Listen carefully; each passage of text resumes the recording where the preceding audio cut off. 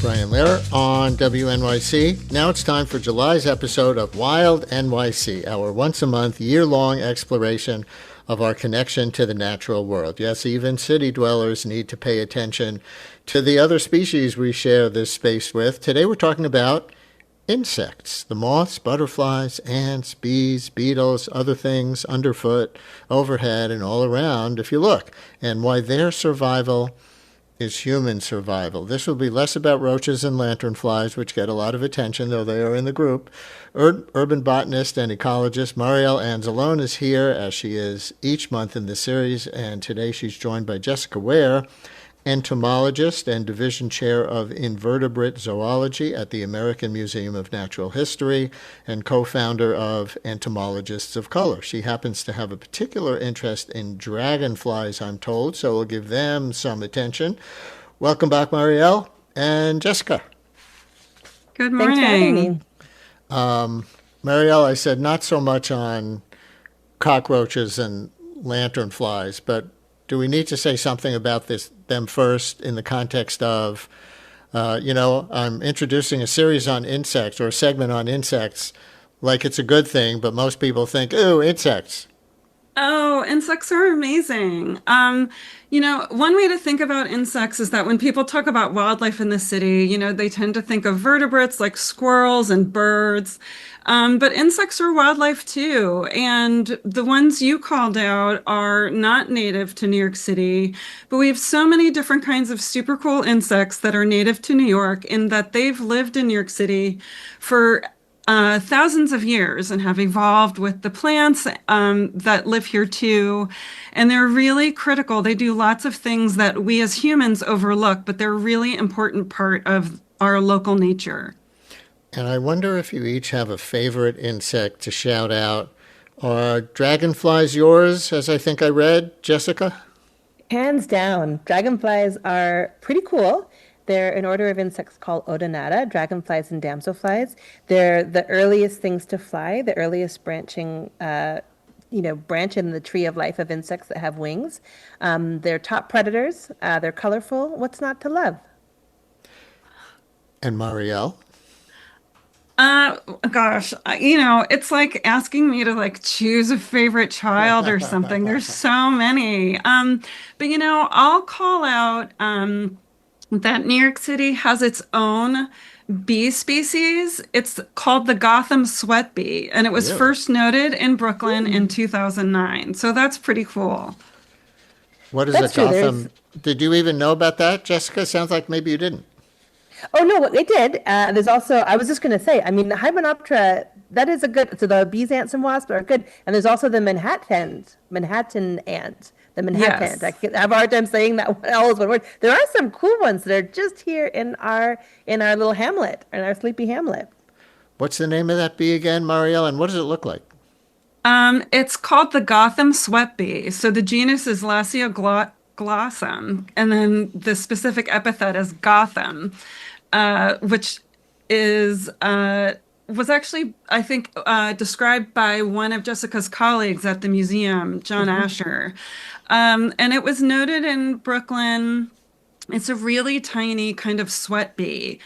So these are one of the really interesting solitary bees. I think most people think of bees, they think of honeybees, which of course are not native. They're really domesticated animals, kind of like cows, right?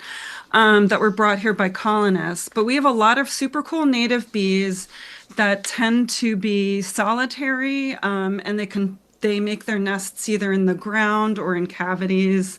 So this would be one of those kinds of bees, and they only eat pollen from very specific kinds of plants. And they're pretty small, and they're very cute. Worth looking for. They come out in the spring. Jessica, what? I said they're kind of colorful, right? They're pretty. Yeah, some of them definitely are. Listeners, we can take a few phone calls about insects today, and I'm going to throw a bonus topic out there in a second. You'll hear why. But listeners, do you have a favorite insect? Shout out your favorite if you do, and why it's your favorite. Or maybe you have a question about insects, and their role in the ecosystem, which we'll get a little more into. Has anyone watched the leafcutter ants at work in that very cool display in the new wing of the Museum of Natural History? And want to talk about what that experience was like? Call or text 212-433-WNYC, 212-433-9692 with your favorite insect or your questions about insects. And here's the bonus question, because Marielle, last month when the topic was wildflowers, I'm actually going to admit to you and the listeners that I regretted afterwards that we spent so much time on the environmental threats to wildflowers in our area that I didn't leave enough time for you to simply glory in their magnificence and say what your favorite New York area wildflowers are. So listeners, you're invited on your favorite insects or your favorite wildflowers today. And then I'm going to feel better about closing that loop. 212-433-WNYC, 212-433-9692. But Jessica, tell us more about what we rely on insects for, like their place in the ecosystem, and tie that to the scary part, which is the decline in insect populations that the world is experiencing. So insects have been around for a really long time. Flying insects have been around for around 400 million years. So if we think about flowering plants like the wildflowers you just talked about, they evolved a couple 100 million years after insects. We as humans, our earliest hominin ancestors, were a tiny blip in this timeline. Almost all life that you think about actually evolved with insects predating them. So everything is kind of really interrelated in the ecosystems. We rely on insects for pollination. That's a really important job that they do, but that's kind of the one that's the most commonly known. They're also really important food sources. So a lot of migratory birds, reptiles, fish, you name it, as well as other insects, rely on insects for food. And insects are important as regulators. So the reason why we don't have as many, flies or mosquitoes or things flying around is because of things like dragonflies that actually control the population of some of the species. The reason why we don't trip over every tree that's ever fallen or every dead dog that we've ever buried is because of insects, because they're decomposers. So they decompose, they aerate the soil, which allows us to grow the crops that we rely on, to feed the human planet. And then they're also important as filterers in freshwater systems. So there's a lot of hidden jobs that probably, Brian, many things that happened in your day before you got to our conversation were probably already impacted by something that an insect did. Because it's so invisible, people don't realize how vital they are. Insects are declining. We know this. They're declining at a rate that we've never seen before. There have been other mass extinctions that have happened. There's a famous one that killed the dinosaurs, and there have been other ones that really have negatively impacted insects. We think that this extinction period that we're entering in, which is caused by humans, that we think this is actually something that we should all be pretty scared about. We should all be working together to try and mitigate. If insects decline at the rate that we think that they are declining right now, we have data from around the world, different types of insects, different types of data. If this continues, it actually threatens the survival of mammals, of fish, of reptiles, of plants, and of course, of humans. Let's hear some of our listeners' favorites. One listener writes in a question form, "No love for ladybugs?" And another one writes, "Lightning bugs, are they only on the East Coast?" Another one, "I love seeing the first fireflies of summer." You'll tell me if that's the same as lightning bugs. Another one writes, "I love spiders. They create beautiful and functional art and eat the insects I don't love." And then we have Hank in Monmouth County. You're on WNYC. Hi, Hank. Hey, everybody.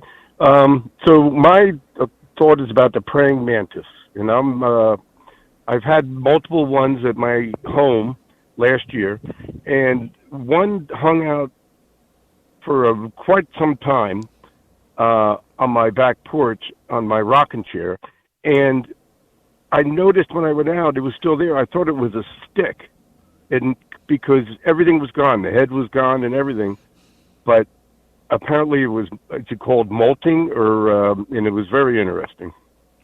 Thank you very much. Okay, Jessica, so many insects that our listeners have put on the table just there. I love those all, and how cool that you got to see a praying mantis molting. So insects, they do that. They shed their skin to a larger and larger size until their adulthood in the order Mantodea, which are the mantids. So that's cool. You got to observe that.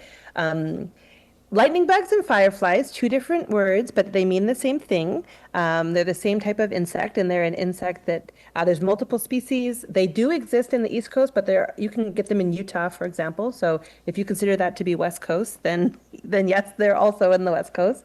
And they're kind of cool because they have an enzymatic reaction that happens in their body that allows them to flash a bright light that can either be kind of bluish in color, reddish in color, or greenish yellowish in color, and they do that so they can communicate with each other. So those flashes that remind us of summer, those are actually males and females looking for a mate, looking for love. Here is Jake calling in from Morris County, a fellow insect biologist, Jessica. And I think this is a call I never imagined we would get, a caller with a favorite kind of mosquito. Jake, you're on WNYC. Hello. Hi, Brian. First-time caller, long-time listener. I'm an insect biologist out in Morris County, New Jersey, and I specifically deal with mosquitoes and West Nile virus. I really wanted to call in and talk about Toxorynchites rutilis. It's a type of mosquito that doesn't ever prey on humans. The males and the females, actually, they're so large. They're the largest mosquitoes in New Jersey. They have this beautiful bluish coloration, blue and gold. And they're both nectar feeders, so they never actually bite anything. They don't have mouth parts that can bite anything. So really, we almost never see them over here. They're super rare, but they're super beautiful, cool to look at.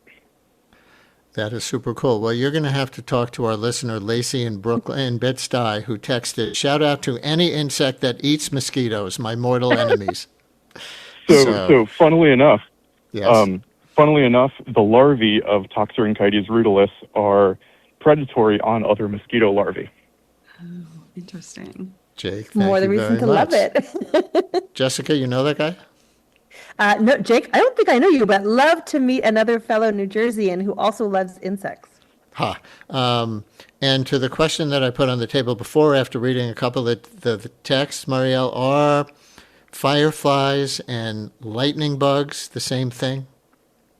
Oh, yeah, they are the same thing. Jessica touched on that a little bit. I think it's regional differences in what people call them, but they're both the same name for kind of a group of bioluminescent beetles. Yeah, and they're a huge like sign of summer for our neck of the woods. Yeah, but the thing that's interesting about them too is like people love them, right? You obviously have a lot of people talking about them. But those kinds of insects, they're beetles, they're not just here like by magic. They're here because there's habitat that's here that allows them to survive and have survived in our area for thousands of years. So if we don't start thinking about ways in which we can continue to create healthy habitats for these animals, they are like biological indicators. As we, lose habitat or degrade habitat, we lose these other species that we share our city with.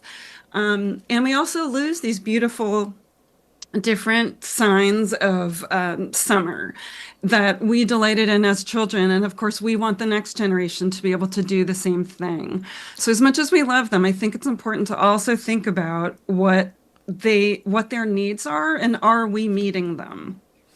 So go ahead, Jessica, real quick. I was just to reiterate, I mean, Marielle's right. Last year, we actually had a very wet spring. So we ended up, the larvae need to have moist soil, and we had a lot of fireflies, and people were so excited. But that disconnect of like the fact that it's because of the habitat. That's why the habitat was good. That's why they survived and had a big burst last summer.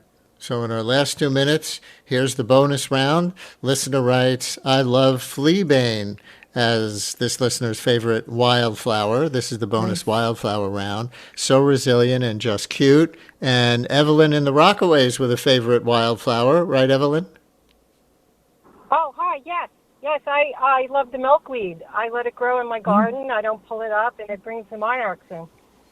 Thank you very much. And Marielle, now you get yours left over from last month. Do you have a favorite or a few favorite wildflowers? I have a few favorite, look, I have a lot of favorite wildflowers, but what I'm going to do is kind of marry the two and talk about spring beauty, which is a native wildflower that comes up in the spring. And by this time, it's completely gone. So we've missed it for this year. But the interesting thing is it has a native bee that's specific only to this plant, and it's an adrenid bee. So this bee is a pollen specialist, and it only eats the pollen and nectar from the spring beauty wildflower. So if we don't have this wildflower, we won't have this bee. So that's the kind of thing that you have to think about in terms of habitat for insects. Some of it is broader, but some of it's really specific. That's the and how ecosystem wonderful. view. Yeah, and how wonderful that we have that right in New York City. You could see spring beauty in like every borough, and the bee has been shown to be in every borough too. They're not common. You have to get down on your hands and knees and look, but they are there. 10 seconds. Is it ever okay to pick wildflowers and put them in your living room vase or give them to your love? Oh, no. Unless they're weeds or something not native. But especially if you're in a New York City park, there's rules against, look, we love them, but we love to look at them with our eyeballs and not pick them with our hands. We leave it there with Marielle Anzelone. Again, in our monthly series, NYC Wild. She will be back with us in August. And thanks, Jessica Ware, entomologist and division chair of invertebrate zoology at the American Museum of Natural History and co-founder of Entomologists of Color. Great to have you on. Thank you. WNYC's journalism and storytelling is heard by millions of passionate listeners. Sponsors of our programming gain our listeners' attention and their respect. Learn about how your organization can support WNYC and WNYC Studios at sponsorship.wnyc.org. The United States is about to mark its 250th anniversary. And so, on the Global Story podcast from the BBC, we're telling surprising tales of American influence on the world stage and in ordinary people's lives all across the globe. We have this ability to export our story, and a lot of people have bought it. I feel like the American dream is alive but not well. From the BBC, it's the United States at 250. Listen wherever you get your podcasts or find us on YouTube.